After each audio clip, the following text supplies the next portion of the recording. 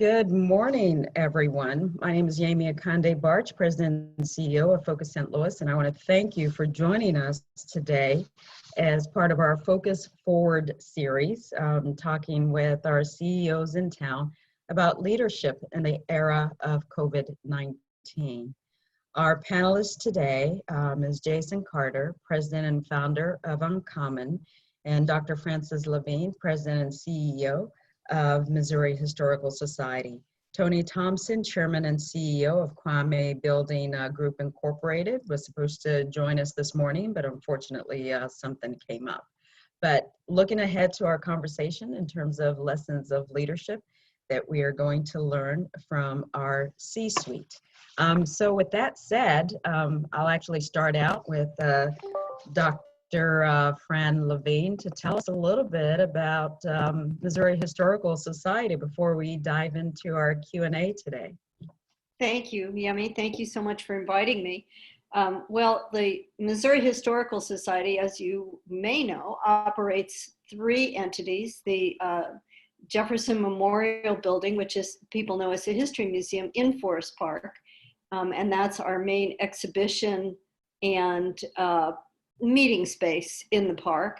We operate Soldiers Memorial Military Museum downtown, and also the Library and Research Center, which is where we do our, we house our collection and we offer research classes and research resources. So we have, we've had our three entities closed for 72 days. And, but we moved a lot of programs online. So we're just meeting the public, but in a very different way now. Okay, great. Thank you. And Jason Carter, could you tell us a little bit about UNCOMN? Love the name, by the way. Sure, thanks, Jamie. I'm Jason Carter, founder and president of UNCOMN, and it's my pleasure to be with you here this morning as well. We are a technical consultancy. We're headquartered right outside Scott Air Force Base, where we were founded as a defense contractor about 10 years ago. We've now got both government and commercial clients. We're about a little over 185 people, I think. And as a defense contractor, we're considered essential business. And so I'm sitting in my office this morning, unlike many of you. So though we have a large number of our staff working remotely, we've been less affected by COVID in the sense that we've been able to get out of the house and get into the office a little bit. All right. Well, thank you both for a little bit of background information on your respective organizations. So I'm going to start from the perspective of you. And before I dive into that, I want to remind our participants that if you have any questions, please go ahead and post them in the chat box and I'll grab them from time to time. What are you doing to take care of yourself during this time? Because it's certainly not business as usual. Well, it's been a process. It's been a process of adjusting. You know, when we first made the decision to close, there was a lot of stress about what was the safest way. And then we made the decision to transition our staff to working at home. And I think one of the things that we did that kept me and my leadership team, which is 10 people, calm was scheduled regular meeting times. So we switched all of our meetings to an online meeting 3 times a week at 9 o'clock in the morning. And then, you know, once I set a schedule for how was I going to work, what was it going to look like, I couldn't be on Zoom and on the phone and in email. And I do remember some days of just too much, trying to do too much. And then I built a structure around both caring for myself personally, caring for the team. And it was that finding that balance was really what I had to do. Right. So balancing working out, cooking, meetings, Zooming, you know, but it was for a while, it was Zoom, Team, FaceTime. It was so many different platforms, and it can still be that way, but figuring out how much was enough every day. True. Thank you. Jason, how is it for you, an essential employer during this time? Yeah, I would say the things that are always important maybe are even more important in a time like this, right? I think of physical, mental, spiritual health, right? And keeping those routines, maybe even upping those routines in a time of crisis is really important for leaders. So getting up, working out early for me, spending some time in prayer, spending time in the evening reading and relaxing and reconnecting with family. I did mention I've been in the office almost every day, but my days used to be filled with a lunch here and a happy hour there and being out and about and meeting people that I either do less of, or if I'm doing it virtually, there's less travel involved. And so I find I actually have a little more time on my hands. And so I've been able to go home at a reasonable hour and spend some time with the family and rest and relax. And all of those things that are important for us normally, I think, become more important in a time of heightened stress. I love what Jason says about balance, and that finding that way to build in the whatever your spiritual practice is, whatever your family time is. And I felt I had connected with family more. Of course, it was virtually, Right. but it was great to hear from my kids every day. I never hear from my kids every day. And just the daily check-ins were really important for all of us. That's so true. So it sounds like maybe I'm hearing from both of you that at this time you're probably more productive compared to pre-pandemic times.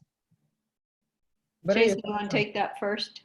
I think it's an interesting observation. I mean, it's something that we have to ask ourselves with respect to our personal lives and our personal professional lives, but also with respect to our staff and how work has changed. We've got people working remotely on 25 plus different projects that on March 1st were working side by side with clients.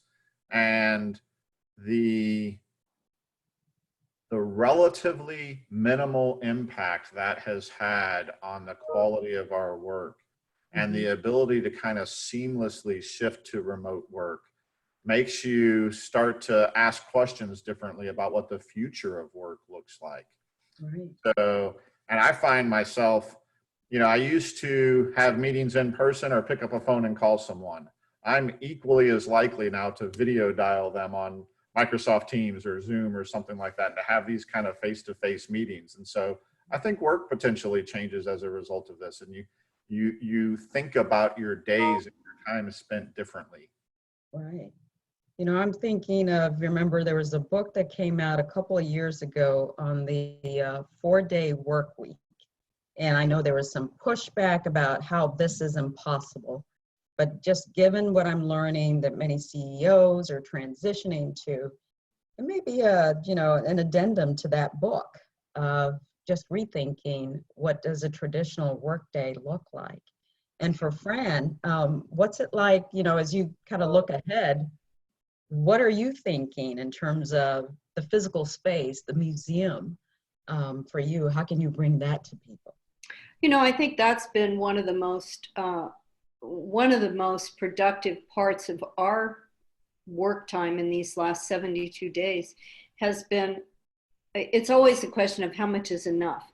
We were open 7 days a week doing programming day, night, that our schedule was incredibly full.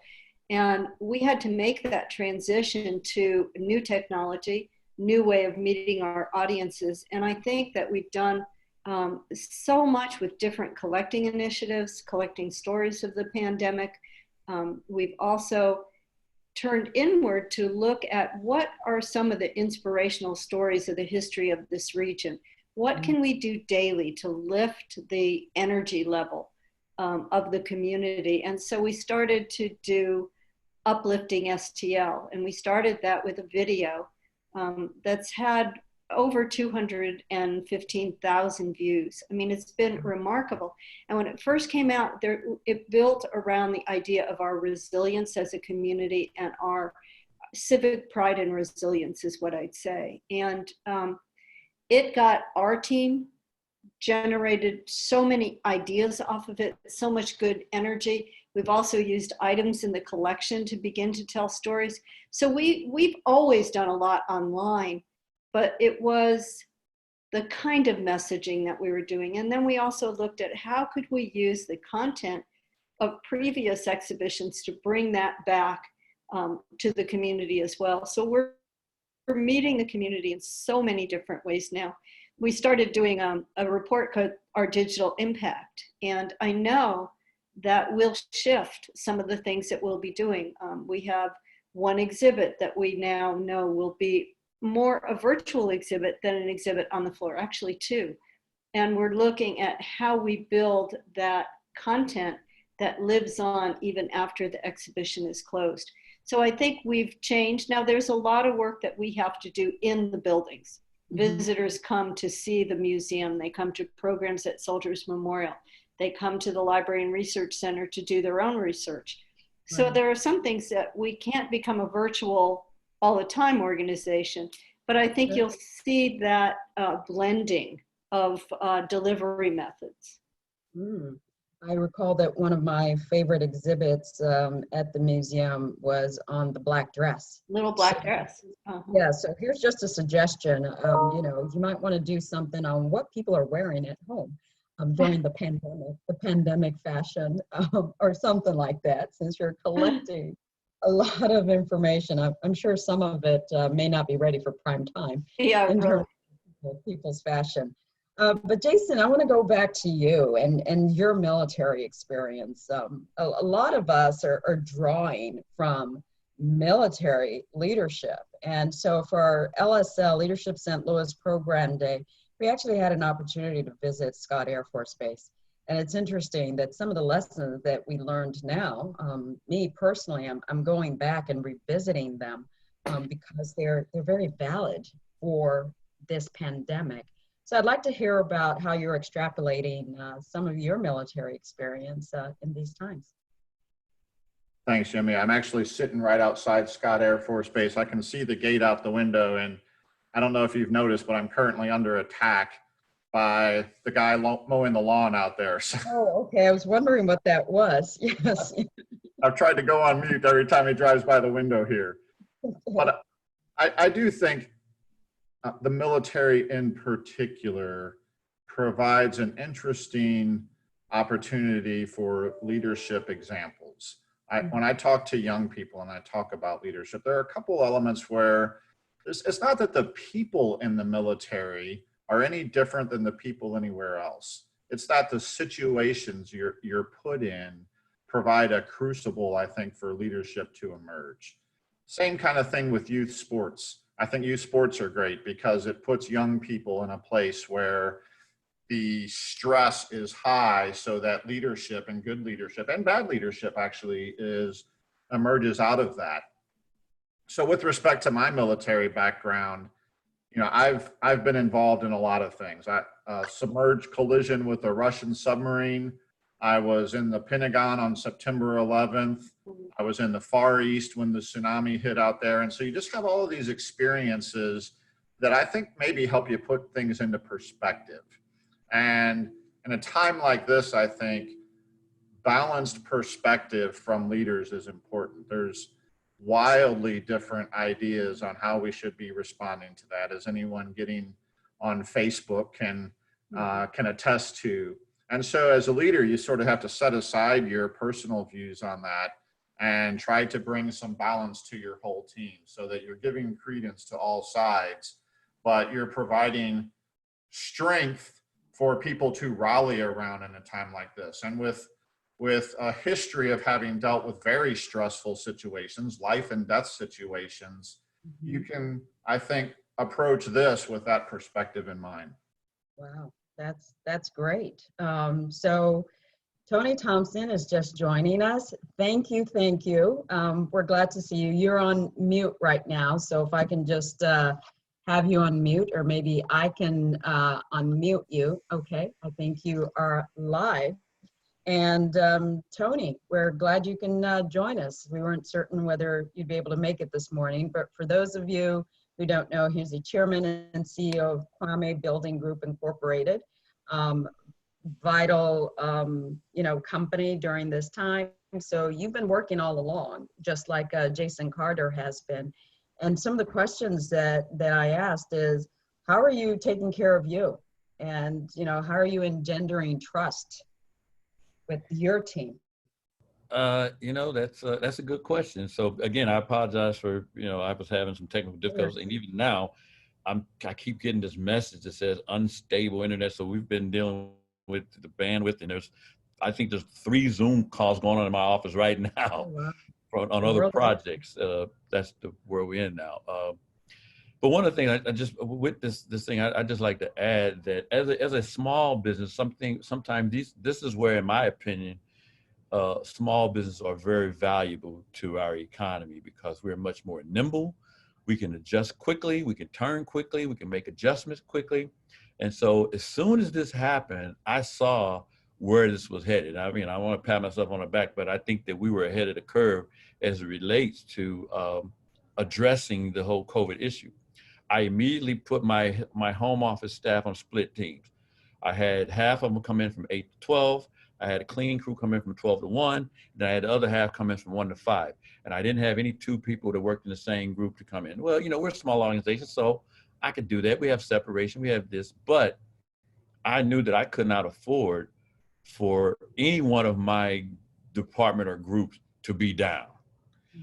So I quickly put that in place, and safety was very critical. Now, at the same time, I personally had gotten sick. I was at home quarantined for 2 weeks, and my doctor said I didn't have COVID, but I had a strain of a virus, and I certainly had all but I was at home, and I conducted my weekly staff meetings through Zoom.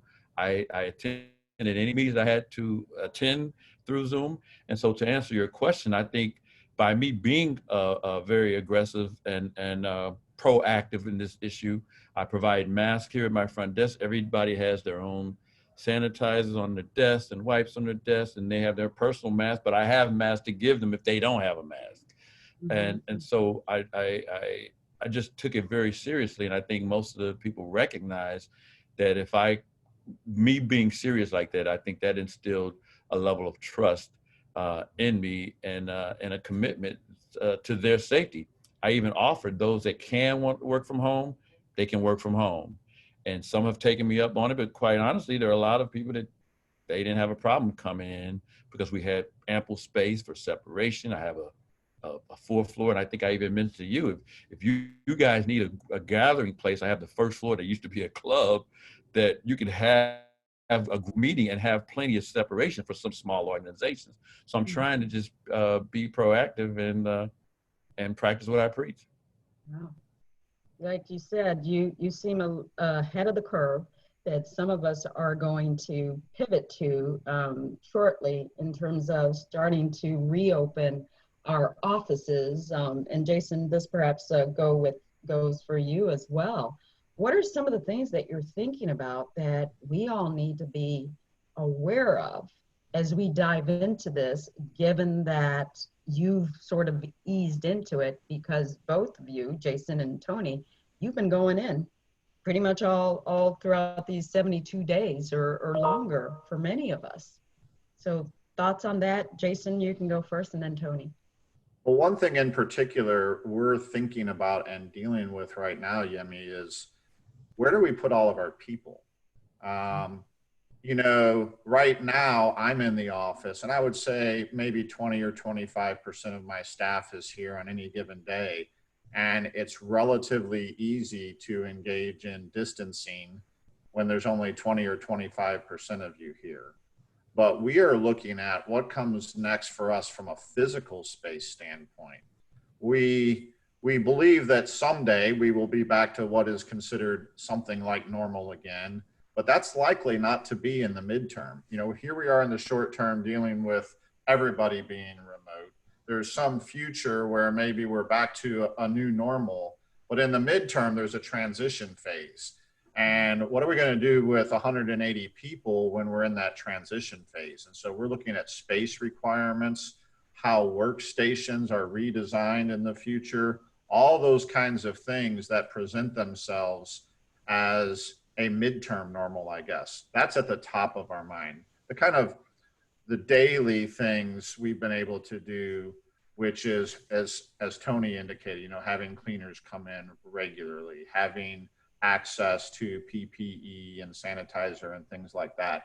But how do you design work differently for what could be a 3, 6, or 12 or even longer month process? Mm-hmm. Tony? Well, we have to look at in front of what the public interface is, as well as behind the scenes. We've had people working in the building for the last 72 days, starting to do exactly what Jason and Tony have been talking about, creating that new work situation, creating new office space, putting up partitions, making sure that we have the distance we need between the staff and the visitors, getting the PPE, the cleaning equipment. So we have not been down for 72 days. We've been in that transition, exactly what Jason and Tony have been talking about. Right. And there are some investments that we have to make, even as a small business. There's expenses associated with some of this that you had not anticipated, but you just have to be smart about it. For example, I've always had sanitizer. I never could understand why people put a sanitizer on every floor. I got 4 floors in my building. So rather than do that, I put the sanitizer in the elevator. So I just bought one. And so now you get on the elevator, you got access to sanitizer on every floor, and we may update it, whatever. So I try to think of ways to be accommodating, yet be efficient and cost effective in doing so. Because as a small business, this is going to be with us for a long time to come, unfortunately. And so you don't want to start things that you can't sustain. So I'm trying to implement things that I know are sustainable for us. And when people come to visit, I'm starting to limit. We have an open access to our elevator, just and I think I'm going to change that. And you have to have an access card to limit people just walking in off the street. And if people know that they have visitors coming, then they need to be on the lookout, or they need to call ahead, and they will allow them on the floor. But I had a guy come to meet with me the other day, a small contractor, and the guy came in, a young guy. And we going to the conference room. I went up to greet him, and I'm like, "Where's your mask?" He goes, I don't really have. I said, so again, we have masks at the front desk. I handed him a mask. I said, here's the mask, here's sanitizer, meet me in the conference room. But I think we just have to be very vigilant about visitors as well, because there are some people that aren't taking this as serious as they should. But I think it's up to all of us to force them that if they see that you're serious about it, then they'll take it seriously. If we're laxed about it, they'll be laxed about it. And I'm not letting my guard down for anybody. Tony, you've raised something that's a real concern to our staff about visitors. Now, we have certain signage that we'll have outside the building. We'll probably be using a reservation system. We have to insist on masks. We're making masks for all of our staff. We've had all of our workmen in the building have to have masks now. But at some point, it has to become standard operating procedure that that you don't enter a building without a mask. And you don't, and that sanitizing your workspace, we had started that before we closed. Just when you finish a meeting in a room, you sanitize before you leave. So it's a real change but I think it's also to accepting a kind of collective responsibility for what we have to do. It's not only what we provide in PPE, it's the way people behave toward each other as well. That's a real important part of our business models going forward. Yeah, accountability is going to be very important. And here's a question that we have, a very relevant question that we have in terms of what happened over Memorial Day weekend. And someone asked, how did your businesses, or how are you responding to employees coming back to work after Memorial Day, knowing that some have violated social distancing recommendations? I'm sure if you watched the news all throughout the weekend, you saw what happened in a city not too far from here, where it showed at some restaurant slash bar, I think it is, where it just looked like business as usual. You know, what are you thinking after having seen that? Because people are putting other employees at risk.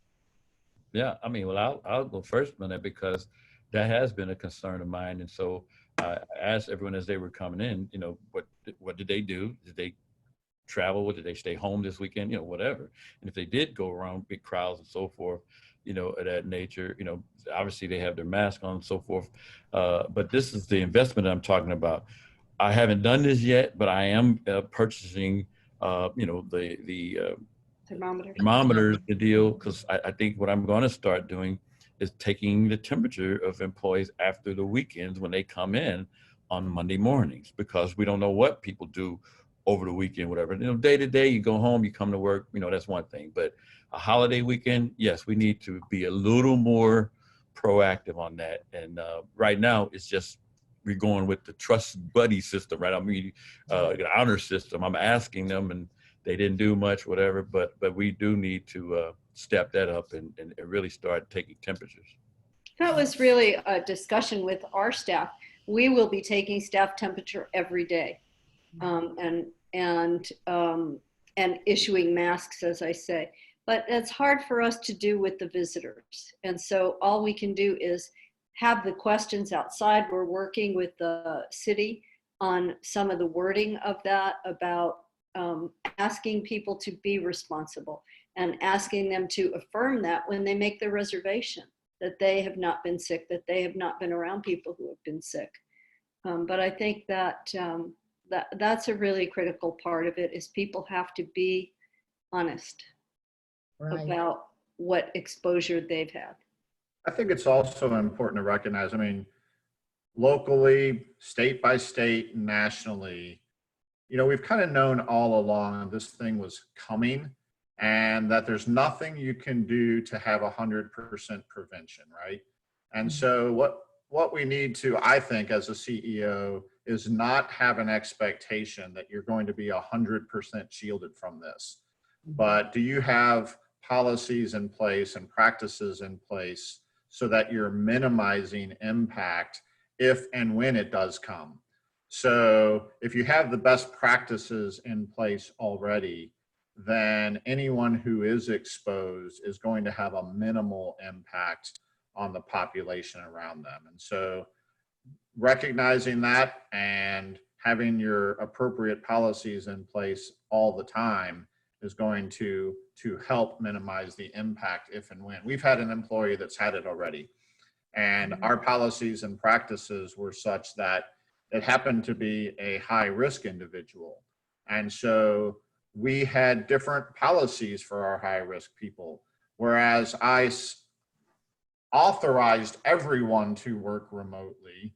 We encouraged our high risk people to work remotely. And this particular individual was a former military guy that was indestructible, just like me. And so I had already had to actually personally ask him not to come into work. And he wasn't. He was at home and was exposed through his father. And he's recovered from it. But the policies and practices we had in place already, which were good and reasonable, minimized the impact. And so that's the way I approach this, is trying to have an expectation that this is not going to affect us at all is an unrealistic expectation. Having policies and procedures in place to minimize the impact when it happens is my approach. I think that Tony also raised the issue of having your teams spaced so that you have teams working at different times and you keep those teams consistent, but that and we're looking at that right now. Who do we need in the museums or in the library, in Soldiers Memorial, at what period of time? How do we socially distance getting people in the building? And then how do we keep people working in safe teams, and maybe even in working with teams that they're almost like redundant teams. It's not the same set of skills you know, like multiple people, but you've got one team with that set of skills in the morning and one in the evening, or they're working on alternate days. So all of that it's a very different staffing model than we probably had to think about before. We used to think everybody had to be in the office from 8 to 5, although some of our people are there 8 to 10 or 8 to 8. You know, 12-hour days were not unusual for us. And I think we'll be seeing a real difference around that staffing model. Thank you for that, Fran. So the next question that I have for you is, you know, I know we're starting to do, you know, a little bit of postmortem analysis on a lot of leadership insights and strategies. So you may be there or you may be en route there, but what are some of the winning decision-making things that you found yourself, that you're in retrospect now, you're looking back and saying, you know what, I'm glad at this particular point in time, we made a decision to pivot or to do things. But before you answer that, I also want you, hopefully you're in a position to share, what are some, you know, looking back and perhaps even, you know, failure decisions that you made that you've had an opportunity to step back and look back and say, okay, perhaps that wasn't the right direction to go at that particular point in time. So I'll go, Yemi. Okay. One thing that I think has been a success is radical transparency and frequent communication. We've always believed in transparent leadership in this company. We've always, for instance, had a Friday newsletter. I call it Friday Frivolities, that I put my thumbprint on before it goes out on Friday mornings. But we've stepped that up during this time. And we now have also a virtual town hall almost every week, usually on Monday afternoons. We didn't have it this week because it was the holiday. But I get in front of the camera just like this in this chair, talk to the company, what's going on, what we're seeing, what policies are changing with different clients and with the company. And I give an opportunity to interact, just like we have here with the chat, so that we can entertain questions from our staff. I think that increased level of communication and transparency during this time has been extremely helpful. And I'll use that as an opportunity to say one area where we had failed came up through that, and it was pointed out to us by our people. And the accusation, as it were, was, hey, we know all three of you guys that run this company are indestructible, but we don't want you all three in the office at the same time. Tony was already talking about splitting his staff, right? Well, we hadn't done that. And so the three owners of the company would sometimes sit in this office, and we'd sit 6 feet apart, and we would interface. But our staff was saying, hey, if one of you goes down, we don't want all three of you going down. And so that was an area that we should have thought of ourselves and not had our staff have to point that out to us. But we also had the communication channels in place where they could, and we could respond appropriately. So it sounds like maybe you had worked on making sure that you engendered and maximized trust for that to take place. So kudos to you for learning about that. Fran? You know, I think there's two things. One is, of course, we increased our communications. Our leadership team spent about 18 months going through executive training together, and you could see the absolute success of that when this started, because we already had started to implement a different way of interacting with each other with that kind of transparency and I would say an ability to talk about just about anything. We had to be able to talk about what was really happening and not tiptoe around issues. So I think that was a really good thing. But like Jason, we hadn't really thought about operational succession. And that's a conversation that we really have to have. We are indestructible, aren't we, all of us who are leaders? And so that's what we're working on right now. Is we have enough kind of redundancy of information about what we're doing through our reporting structure, but we really do need to have an operational succession plan. And so that's something that we're working on formalizing now. The other thing I would have to say, and that's communicating with our members, we really saw in this time period a kind of generational divide, I would call it. Most of us are very comfortable on social media. We use, in the museum world, we rely on social media to promote our exhibitions, to communicate with our public. So, and early on in this, we got an email from someone who said, why can't you send us an email? It's too bad that you can't do your programming online. In the meantime, we were reaching already 8,000 and 10,000 people online, but what we forgot about are the people who had not crossed the digital divide. So what we did was we started just an e-news once a week. So we do 3 different things. Every Tuesday, there's an email that goes out to the staff with kind of what we're thinking about, what our priorities are. And we also use that to reflect who's still in the building, what work are they doing, what's happening, what are some of the projects we've taken online. So that went to the staff. Every Thursday, something goes to the members of the board, telling them kind of what we've been up to and reporting some of our online success numbers. And then we've started a Friday email that goes out to our all of our members who have given us email addresses, and it links them to the social media products that we've been doing and projects that we've been doing. What we forgot about is that there are people who don't know how to get from email to a Twitter feed, or they don't know how to get from email to a blog that we posted. And then we started reporting back to people what our success had been with some of those programs, and then they got more comfortable. So it's more of a two-way conversation and helping people across the digital divide. We saw that also in our Zooms. Our first Zooms, everyone made jokes that the first thing was, can you mute, can you unmute, can you do this, can you do that? Well, I think most of us now have gotten pretty used to the Zoom world. That is true. Yeah, I'm dating myself here. That word, I remember it from an old Aretha Franklin song, Who's Zooming Who? And who would have thunk that how many decades later, it's become ubiquitous in our language, and I expect it to be but a different way.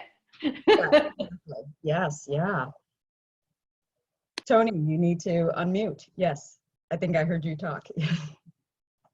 Yeah, that's part of the thing I have to always remind myself. Communication obviously is key. You have to ramp up the communication at times like this, so everyone is on board with what's happening. But one of the decisions that I think that I made early on from a leadership standpoint, outside of that, is just to not, to trying to anticipate. And if it wasn't COVID, it would be something else, particularly for small businesses and minority-owned business.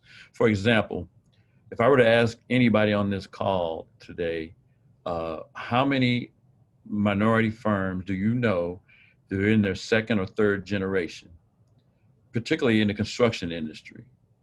You could probably count on one hand in the entire United States.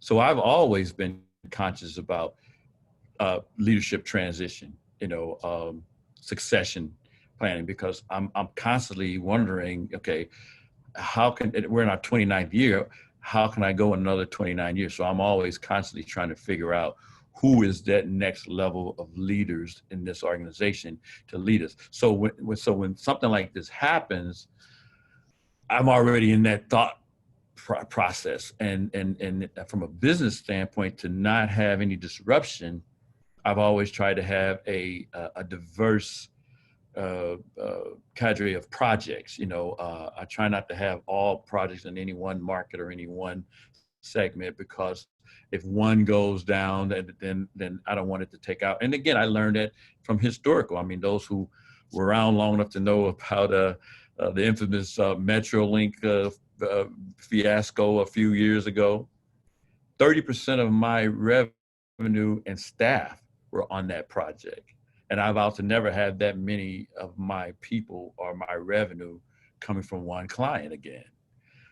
So I'm really blessed and fortunate that none of our current existing projects have been delayed or canceled. So we're still moving at the same pace. Now, we did have a couple of new projects that we had been awarded that were delayed in starting. Well, the good thing is I didn't ramp up. I didn't hire a bunch of people that I would have had to lay off. So another decision I made was to not staff up and try to utilize as many of my existing people. And they're going to kill me because they're working, 20 hours. I'm working their skin off, but it's because at times like this, it's paid off because I didn't have to let anybody go or send anybody home. They're all appreciative now that they were working a little harder, but they recognize how they're still working. Right. That's very important. So I was reading, thank you for that, Tony. I was reading a Harvard Business Review article, and it talked about the important things that leaders should make sure that they're doing during this time. And the article was by Sir Andrew Leicherman, and it was in the January-February 2020 issue. And he talked about the importance of finding times to celebrate with your team. Unbeknownst to them, a pandemic was en route, or perhaps they knew. But I'm just curious as to how have you been celebrating success with your team at this point in time? We've been doing a lot online. And so we've done a lot of social media posts about the stories that we've been collecting, but then about the staff who's doing that work.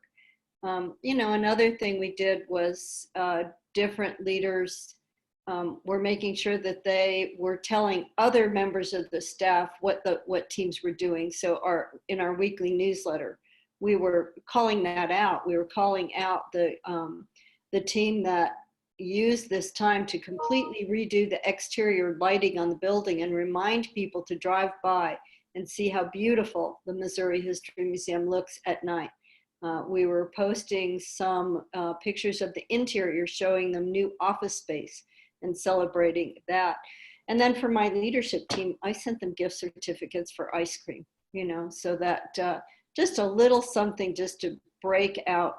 And one of our other staff members went around and he took gifts to his staff. So it's just ways of keeping people connected and, and being so human about the times that we're all living. That's so true. Tony, Jason, examples of celebrations? Well, one of the things that I've been doing, and I try to do it periodically, but I ramped it up during this period, is in the mornings, bringing pastries and their favorite drinks, whatever. I had a couple of interns that started about a week ago because I got a call from the university and a couple of students. They didn't think that we would move forward with the interns because of COVID. I said, no, we're going to continue. We got work for them to do, meaningful work. So I wanted them to continue to stay on that path. And so when they came, actually, gave them, some, Kwame stuff with their name on it.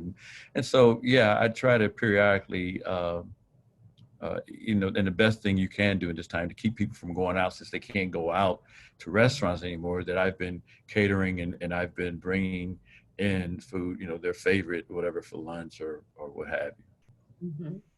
Wow, that's great.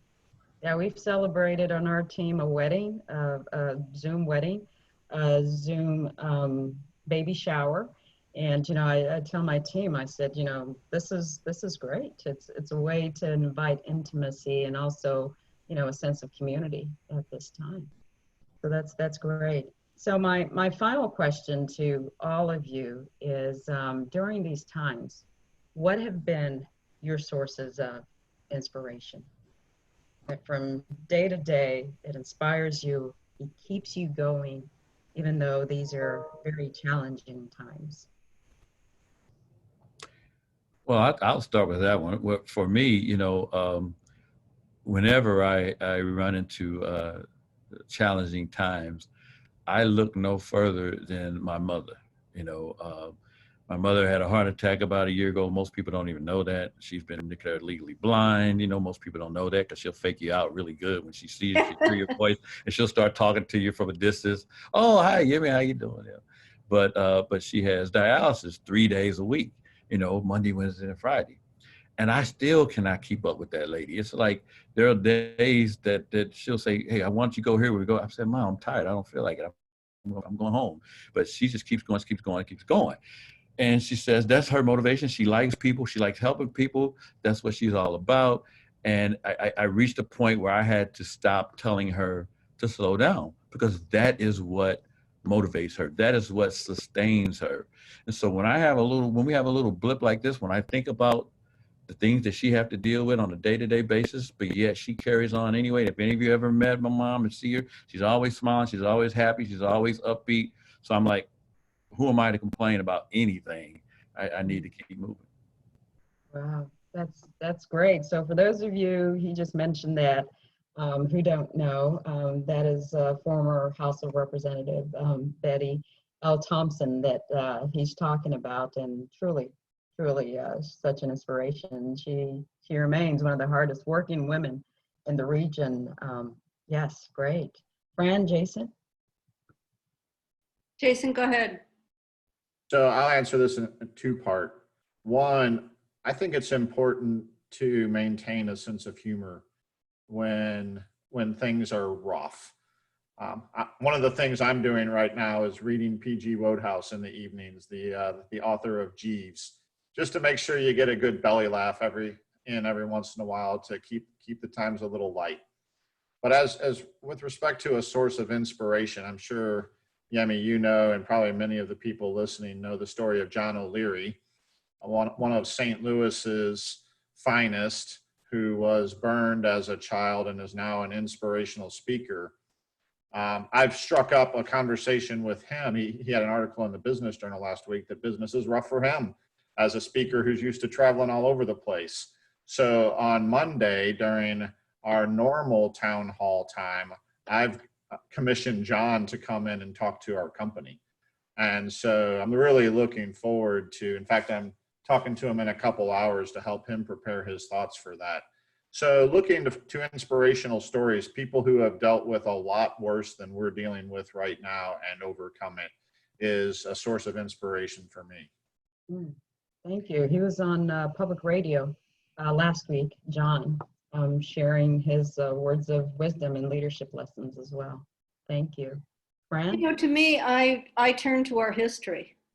If ever there's a community that has a history of being knocked down and getting back up and resilient practice. And so the work we do, I find inspirational every day, and getting to read the stories that we're collecting on pandemic, reading the scripts for the uplifting STL stories. I consider the work I do in history inspirational.